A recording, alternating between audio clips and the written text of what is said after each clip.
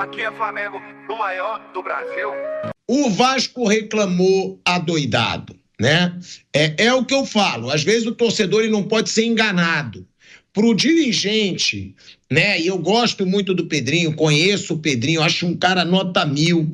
Mas é claro, para ele vai interessar ele para a coletiva, né? E falar do impedimento. Acho que o problema é esse, né, Mauro César Pereira? É a declaração do Pedrinho, que ele pode reclamar. Mas aí o gol poderia mudar a história do jogo. O que poderia mudar a história do jogo é o Vasco ter mais postura, é o Vasco jogar mais futebol. Isso eu acho que tem um exagero. É porque o maior questionamento hoje do torcedor do Vasco tem que ser por que o Vasco se apequena tanto diante do seu maior rival, na minha opinião. Não jogou nada o Vasco no segundo tempo, nada. Mas na reclamação, ele tem razão, Mauro? Para mim, impossível saber se estava impedido ou não, pelas imagens. Mas ele tem um pouco de razão, porque sempre quando tem um lance tão duvidoso, na minha opinião, leva um tempo. O VAR faz uma análise detalhada. E essa foi muito rápida. Então, nisso, para mim, ele tem uma razão. Por que foi tão rápido? Porque se o lance é tão duvidoso, se ninguém está conseguindo cravar, por que tomaram a decisão tão rápido? Ou você concorda com o Bruno? Esse que tem que ser o certo... se está tão duvidoso, vale a decisão do campo. Bem, se não é conclusivo, tem que valer a decisão do campo, isso é evidente, né? Acho que a questão é essa linha mais grossa, né? Até a federação acabou de publicar uma nota dizendo que foram 7 gols validados no campeonato em condições semelhantes, né? Por conta dessa linha de 12 centímetros, que o Vasco foi consultado e aprovou, segundo a federação, concordou na nota que foi publicada há pouco. E a imagem não é conclusiva, realmente fica uma dúvida ali se estava ou não estava impedido, né? Não dá para ter uma certeza. Agora, reclamar porque é rápido é complicado. Quando demora, reclama. Quando é rápido, reclama. Então vamos reclamar sempre, né? Quer dizer, a questão é que a imagem não é conclusiva. Dá margem para uma discussão. Entendo a posição do presidente do Vasco, tentando dar uma satisfação para a torcida e tudo, para não parecer que ele foi um banana ali, que não falou nada, que não reclamou e tal, porque uma parcela de vascaínos, que me parece menor, está reclamando disso. Mas eu acho que é muito constrangedor diante de tamanha inferioridade do Vasco, a incapacidade do clube de montar um time melhor, porque outras equipes com baixo investimento, até menos que o Vasco, montam times mais competitivos do que o do Vasco. E aí reclamar da arbitragem, depois de o time ser tão apático, sabe? Eu acho meio constrangedor, sabe? Entendo e ao mesmo tempo acho constrangedor, porque é preciso que eles façam alguma coisa. Aliás, quem coordena o futebol do Vasco é o Felipe Maestro, colocado pelo Pedrinho, são amigos. Será que fazem um bom trabalho? É o culpa só do Carille, que é o técnico? A entrevista do Carille também foi um desastre.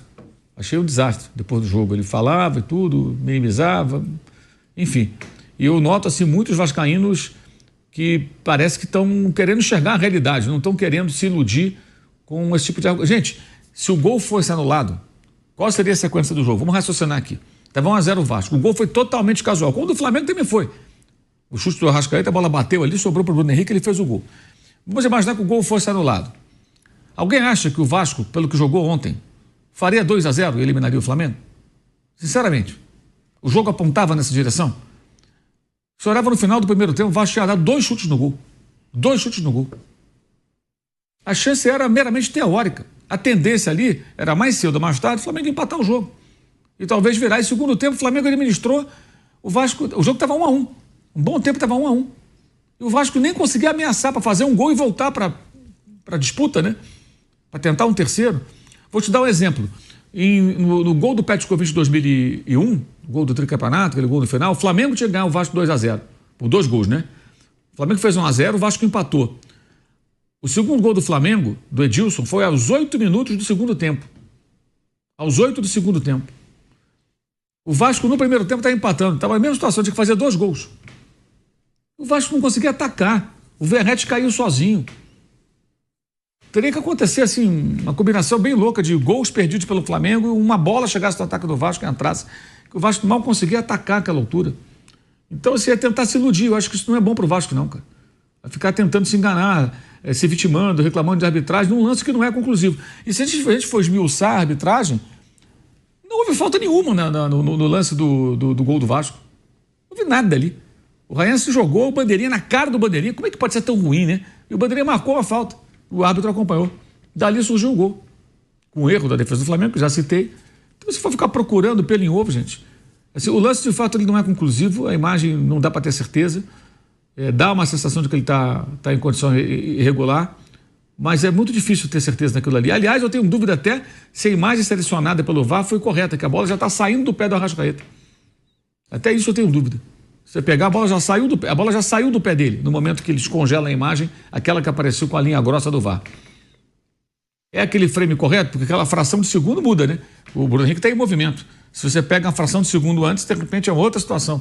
Enfim, discutir isso é bobagem no contexto da crise técnica do Vasco e da sua absurda inferioridade em relação ao Flamengo. É natural que ele seja inferior porque tem menos investimento, mas não é esse ponto.